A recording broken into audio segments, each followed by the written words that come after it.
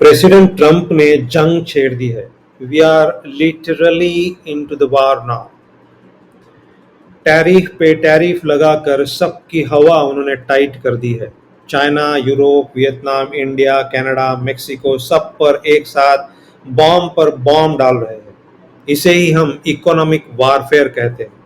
सब देश परेशान हैं, उनको नींद नहीं आ रही, क्योंकि उनको ये समझ में नहीं आ रहा कि ये बंदा कल सवेरे उठ के क्या बोलेगा, क्या करेगा।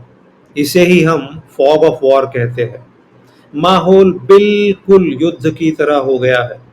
चारों तरफ अनसर्टनिटी छाई हुई है।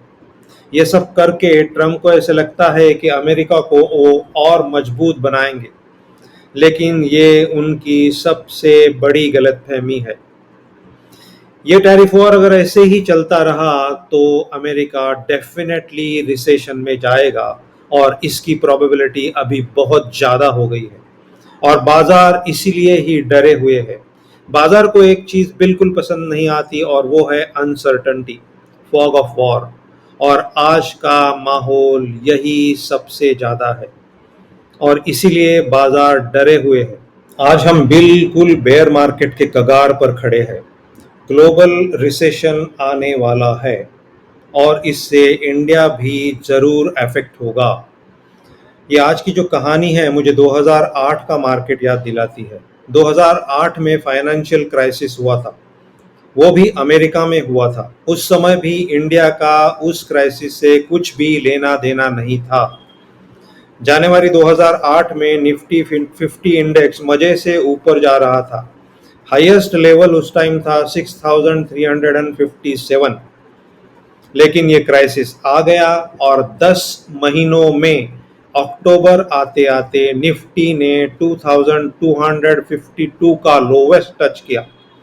मतलब 6357 से लेके 2252 तक, a fall of 65% in just 10 months, unprecedented. जो लोग कोविड में नए आए हैं, कोविड के बाद आए हैं, उन्हें ये सब पता नहीं है, लेकिन वो टाइम बहुत डरावना था। और पता है 6357 का लेवल फिर से आने के लिए कितने दिन लगे होंगे? दिन तो भूल जाइए, 6 साल लग गए। मतलब 6 years तक there was no gain, only pain. Market ऐसे ही चलता है, रुथलेस, अनप्रेडिक्टेबल। तो फिर इसका मतलब क्या वो 2008 की कहानी फिर से दोहराई जाएगी? यस, हो सकता है। अभी भी मार्केट और गिरने की प्रोबेबिलिटी बहुत ज़्यादा है। जैसा मैंने कहा, हम ग्लोबल रिसेशन के कगार पर खड़े हैं। तो फिर सवाल ये उठता है कि मार्केट और कितना गिरेगा?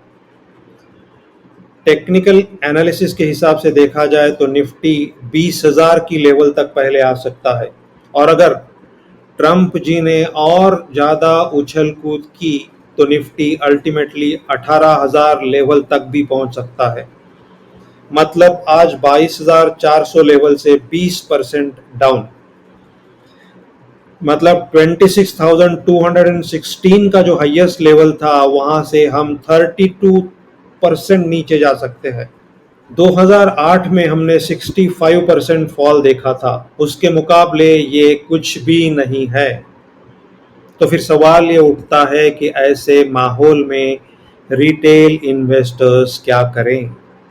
पहली बात, अपने माइंड को प्रिपेयर करें कि मार्केट अभी और बहुत ज़्यादा गिर सकता है, क्योंकि जब एक्चुअली में मार्केट गिरेगा तो आपको थोड़ा सा टेंशन कम होगा।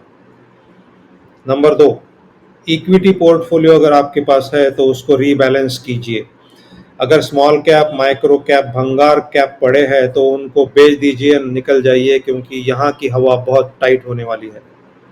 नंबर 3, अभी स्टॉक्स में, इक्विटी में नया इन्वेस्टमेंट मत कीजिए। शांति से बैठे रहिए, तमाशा देखिए, अपने लाइफ को एंजॉय कीजिए। नंबर 4, म्यूचुअल फंड का पोर्टफोलियो भी रीबैलेंस करने का यही टाइम है।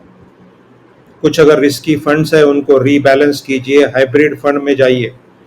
अपनी रिस्क कैपेबिलिटी, अपना रिस्क प्रोफाइल ध्यान में रखिए। नंबर 5, म्यूचुअल फंड में भी लमसम इन्वेस्टमेंट ना करें।